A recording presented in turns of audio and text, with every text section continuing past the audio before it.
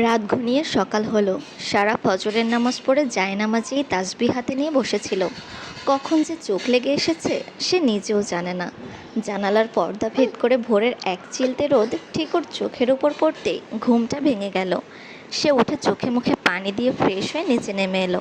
Drawing রুমে আসতেই দেখলো প্রতিদিনের মতো রায়ান চৌধুরী সোফায় বসে বেশ আয়েশ করে খবরের কাগজ পড়ছেন। সারা মৃদু পায়ের সামনে এসে বলল, আসসালামু আলাইকুম আব্বু। রায়ান চৌধুরী খবরের কাগজ থেকে মুখ তুলে চশমার ওপর দিয়ে সারার দিকে তাকিয়ে হাসলেন। ওয়ালাইকুম আসসালাম মা। রায়ান চৌধুরী সারার সালামের জবাব নিয়ে শান্ত গলায় আবার জিজ্ঞেস করলেন, রাফসান কি ঘুম থেকে উঠেছে রে মা? সারা মুহূর্তেই কুঁকড়ে গেল। কাল রাতের সেই বীভৎস স্মৃতি আর রাফসানের সেই জান্তব্য চাহনি ওর চোখের সামনে ভেসে উঠল। সে অপরাধী মুখে মাথা নিচু করে খুব নিচু স্বরে বলল, আব্বু, আসলে কাল রাতে আমি রাফসান ভাইয়ের রুমে ঘুমাইনি, নিজের রুমেই ছিলাম। রায়ান চৌধুরী মেয়ের কথা শুনে একটা দীর্ঘশ্বাস ফেললেন। তিনি জানতেন ওদের সম্পর্কটা খুব একটা সুবিধের নয়, তাই আর বেশি কিছু না বলে বললেন, ঠিক আছে যা, তাহলে রাফসানকে একবার ডেকে দে। 7টা বেজে গেছে, ও কখন নাস্তা খাবে আর কখন রেডি হবে?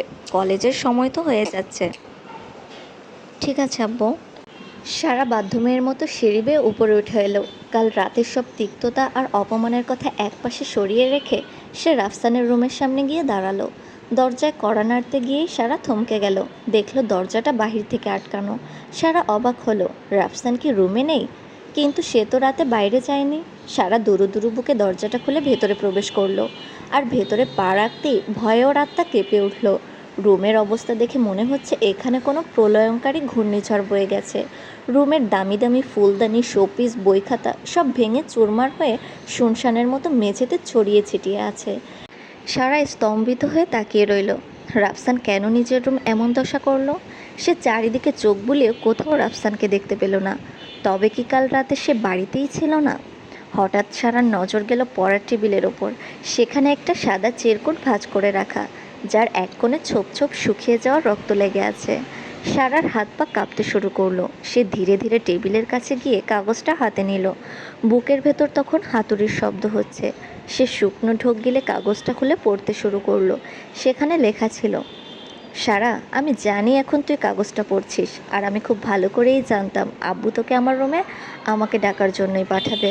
তাই এই চিরকুটটা লিখে গেলাম। তুই এখন আমাকে খুঁজছিস, কিন্তু খুঁজেও লাভ নেই। এতক্ষণে হয়তো আমি আকাশে উড়ছি। আমি আর বাংলাদেশে নেই, চলে এসেছি আমি, সব ছেড়ে ছুড়ে। আর আমার এই চলে যাওয়ার কারণটা স্রেফ তুই। তুই আমার জীবনটা শেষ করে দিয়েছিস। তোর জন্য আমি বাবার ভালোবাসা ঠিকমতো পাইনি। তার ওপর আবার এক প্রকার জোর করেই আমাকে বিয়ে করলি, আর বিয়ের পর আমাকে তোর মায়ে জড়ানোর জন্য নির্ঘাত কোনো কালাজাদুও করে ফেলেছিস। তোকে আমি কোনো দিন ক্ষমা করব না সারা। তুই একটা কালনাগিনী, আমাকে বিষাক্ত ছোবল দিয়েছিস। এই বিষের জ্বালা সহ্য করতে না পেরেই আজ আমি বাধ্য হয়ে দেশ ছাড়লাম। তবে মনে রাখিস, ফিরবো আমি খুব তাড়াতাড়িই ফিরবো। আব্বুকে দেখে রাখিস, আর সময় মতো ডিভোর্স লেটারটাও পেয়ে যাবি। ইতি, তোর আগতকাল রাফসান। চিঠিটা পড়া শেষ হতেই সারার আঙুলগুলো অবশ হয়ে এলো। হাত থেকে কাগজটা আলতো করে মেঝেতে পড়ে গেল। সারাও আর নিজের ভার সইতে পারল না, ধপ করে মেঝেতে বসে পড়ল। তার কানের ভেতর রাফসানের সেই বিষাক্ত শব্দগুলো বারবার হাতুড়ির মতো বাজছে। আমি চলে এসেছি। আমার দেশ ছাড়ার কারণ সিরেফ তুই। তুই একটা কালনাগিনী। সারার চোখ থেকে টপ টপ অশ্রু ঝরে মেঝেতে পড়া রাফসানের সেই রক্তমাখা চিঠির উপর পড়তে লাগলো। সে ভাবতেও পারেনি রাফসান তার জন্য এভাবে দেশ ছেড়ে পালিয়ে যাবে। সারা ফুঁপিয়ে কেঁদে উঠে বিড়বিড় করতে লাগলো, আমি কি করেছি? কেন আমাকে এত বড় অপবাদ দিয়ে গেলেন আপনি? সে তো কোনোদিন রায়ান চৌধুরীর কাছে রাফসানের নামে কোনো নালিশ করেনি। বিয়েটা তো সে তার মতো বাধ্য হয়েই করেছিল। বিয়ের পর রাফসানের ওপর কোনো অধিকার খাটানো তো দূরের কথা, তার ছায়া মারাতেও সারা ভয় পেত। তবে কখন সে রাফসানকে নিজের মায়ে জড়াতে চাইল? কখন সে তাকে কালনাগিনীর মতো ছোবল দিল? সারার বুকটা ফেটে যাচ্ছে।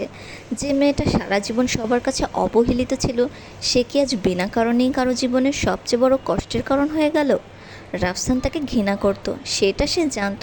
কিন্তু এই ঘৃণার পরিণতি যে এত ভয়াবহ হবে তা ছিল তার কল্পনাতীত। রায়ান চৌধুরী সারাকে নিচে নামতে না দেখে নিজেই রাফসানের রুমের দিকে পা বাড়ালেন। কিন্তু দরজায় পা রাখতেই তার বুকের ভেতরটা ধক করে উঠল। রুমের চারদিকের ধ্বংসলীলা দেখে তার অবস্থা সারার মতোই হলো। সারাকে মেঝেতে ওভাবে নুয়ে বসে থাকতে দেখে তিনি কিছুটা আতঙ্কিত কণ্ঠে ডাকলেন, কি হয়েছে সারা? এভাবে মেঝেতে বসে আছিস কেন? রাফসান কোথায়? সারা কোনো কথা বলল না। সে অপরাধীর মতো মাথা নিচু করে মূর্তির মতো বসে রইল। তার চোখ থেকে টপ টপ করে পানি ঝরছে। রায়ান চৌধুরী সারার সামনে এগিয়ে আসতেই হঠাৎ মেঝেতে পড়ে থাকা সেই রক্তমাখা কাগজটা দেখতে পেলেন। তিনি দ্রুত কাগজটা তুলে নিয়ে পড়তে শুরু করলেন। পড়তে পড়তে তার কপাল কুঁচকে এলো, হাত কাঁপতে লাগলো এবং একসময় কাগজটা তার হাত থেকেও বিষাক্ত কোনো কিছুর মতো ফসকে পড়ে গেল। তিনি মুহূর্তের জন্য স্থবির হয়ে দাঁড়িয়ে রইলেন। নিজের একমাত্র সন্তানের এমন হঠকারী সিদ্ধান্ত আর কলিজা ছিঁড়ে ফেলা শব্দগুলো তার সহ্য ক্ষমতার বাইরে চলে যাচ্ছিল। তবে পরক্ষণেই রায়ান চৌধুরীর মুখটা পাথরের মতো শক্ত হয়ে এলো। তিনি এক ঝটকায় সারার সামনে হাঁটু গেড়ে বসলেন এবং সারার দুই কাঁধ শক্ত করে ধরে তাকে ঝাঁকুনি দিয়ে সোজা করলেন। তিনি গম্ভীর অথচ ইস্পাত কণ্ঠিত কণ্ঠে বললেন, কাঁদছিস কেন সারা? ওই পাষাণ মানুষটার জন্য কাঁদছিস? শোন মা, খাঁটি মানুষের জন্য কাঁদতে হয়, পাষাণদের জন্য নয়। একদম কাঁদবি না, চোখ মোচ। সারা আর নিজেকে সামলাতে পারল না। সে রায়ান চৌধুরীকে জাপটে ধরে বাচ্চাদের মতো হাউমাউ করে কেঁদে উঠল। কান্নার তোড়ে তার কথা আটকে যাচ্ছিল, বুকটা ভেঙে আসছিল অপমানে। সে কোনো মতে ঢুকরে ঢুকরে বলল, ও আব্বু, ভাইয়া এসব কী লিখে গেল? আমি ভাইয়াকে কখন ছবল দিলাম আব্বু? কখন আমি তোমার ভালোবাসা থেকে ওরে দূরে সরালাম? কেন ভাইয়া আমাকে একটুও সহ্য করতে পারলো না? কেন সে আমাকে জ্যান্ত পুড়িয়ে মারার আগে শান্তি পেল না? রায়ান চৌধুরী পরম মমতায় সারার পিঠে হাত বুলিয়ে দিতে লাগলেন, যেন আগলে রাখতে চাইলেন তার এই আদরের মেয়েটাকে। তার নিজের চোখেও জল আসার উপক্রম হয়েছিল, কিন্তু তিনি তা সংবরণ করে সিংহের মতো গর্জে বললেন, কাঁদবি না, একদম কাঁদবি না। লাগবে না তোর ওই পাষাণ ছেলের ভালোবাসা। যে অবলীলায় সব মায়া কাটিয়ে ছুঁড়ে ফেলে চলে যেতে পারে, তার দিকে ফিরে তাকাতেও ঘৃণা করা উচিত। বরং যে ফেলে যায় তাকে দেখিয়ে দিতে হয় যে একটা শিকড়হীন গাছকেও ঠিকমতো যত্ন করলে সে আকাশ ছুঁতে জানে, সে ফল দিতে জানে। তুই যদি আজ কাঁদিস মা, তবে আমি তোর সাথে আর কোনোদিন কথা বলবো না। এখন তুই বল, আমার ভালোবাসা তোর কাছে বড় নাকি ওই পাষাণ ছেলেটা? সারা কোনো কথা বলল না, কিন্তু তার কান্নার তোর একটু কমলো। রায়ান চৌধুরী সারার দুই গালে হাত রেখে ওর মুখটা উঁচু করলেন এবং বুড়ো আঙুল দিয়ে আলতো করে চোখের পানি মুছে দিয়ে বললেন, কাঁদবি না মা, তুই শক্ত হ। আমাদের জীবনে এমন অনেকগুলো পর্যায়ে আসে যখন চারপাশ অন্ধকার মনে হয়, তখন শুধু আমাদের মেরুদণ্ড সোজা করে দাঁড়াতে হয়। আর তুই কেন কাঁদবি বল? তুই তো এই চিঠিতে লেখা একটা অপবাদেরও ভাগিদার নস। রাফসান তোকে সহ্য করতে পারে না, এটা ওর মনের সংকীর্ণতা। ও তোকে কালনাগিনী বলেছে, সেটা ওর মনুষ্যত্বের অভাব। তুই যখন কোনো ভুলই করিসনি, তখন এই মিথ্যা অপবাদের বোঝা নিয়ে তুই কেন ভেঙে পড়বি? রায়ান চৌধুরী সারার চোখে চোখ রেখে দারাজ গলায় বললেন, তুই বাঁচবি মা, তুই অনেক বড় হবি। যে তোকে আজ আবর্জনার মতো ছুঁড়ে ফেলে গেছে, তাকেও একদিন দেখিয়ে দিবি যে ছুঁড়ে ফেলা পাথর দিয়েও কেল্লা করা যায়। সেও একদিন মাথা উঁচু করে সম্মানের সাথে বাঁচতে জানে। কি মা, পারবি না তুই? নাকি এই সামান্য আঘাতে হেরে যাবি? বাবার প্রতিটি শব্দ সারার কানে যেন সঞ্জীবনী সুধার মতো কাজ করলো। সারা মুহূর্তকাল ভাবল, বাবা তো একটুও ভুল বলেনি, সে তো কোনো অন্যায় করেনি, তবে কেন সেই মিথ্যে গ্লানি বয়ে বেড়াবে?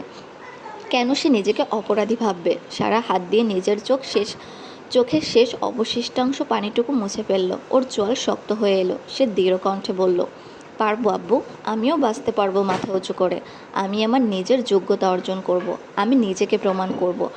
রায়ান চৌধুরী খুশিতে আত্মহারা হয়ে সারাকে পরম মমতায় বুকে জড়িয়ে ধরলেন। সারা বাবার বুকের মাঝে মুখ গুজে চোখ বন্ধ করলো।